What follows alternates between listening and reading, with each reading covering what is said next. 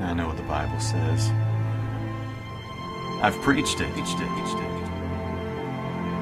If anybody ought to be at peace with the grave, it should be me. But somehow there's always been a disconnect there. Even though I know intellectually that Jesus rose from the dead so that I could rise from the dead, whatever peace I'm supposed to get sometimes gets lost in translation. My father's always had a rare blood disease. And because of that, I've always had to fear his death, even as a child. And now that I'm older, I have recently feared my own. I know that others, within and outside of the church, have struggled with this issue just as I have. When I imagine the doorway that will be my death, it often isn't a happy and bright picture, but a dark and dungeon door. I began to study the Scriptures because I had to get peace. And I learned what it has to say, and thank God for it. But my shallow and unbelieving soul craved more. I looked to history and philosophy, and I looked at everything that happens to people when they get close to death and survive. I wanted to find out if there was anything here on earth that could give us any real peace about the grave. Anything to confirm that what the Bible says about the afterlife is true. I found it.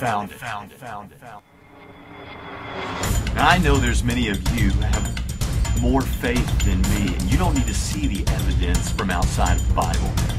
That describes you, and that's okay. Half of the research that I did was from inside the Bible and what it teaches about death, so there's something here for you as well. But if, like me, you want to see the evidence, it's all here. Is there any truth to what people say they experience when they have these near-death encounters? I think maybe there is. I know what you're thinking.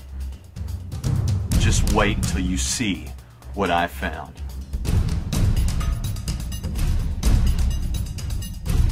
If that's not good enough for you, a historiographical approach to the study of the resurrection of Jesus Christ, I believe, demonstrates that Jesus really rose from the grave. And I believe it demonstrates it beyond a reasonable doubt.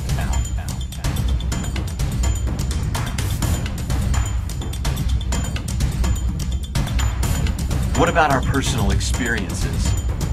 Is there something inside of you that can demonstrate to you that all of this is real? Whether you need to see the evidence or not, how do you view death's doorway for your life? How should we view the doorway of death for a child? For someone who's died in combat? For a spouse? For someone who's committed suicide? For someone who's totally at peace with the Lord? Or for someone who has never met Him? What does your doorway look like? Death is a doorway.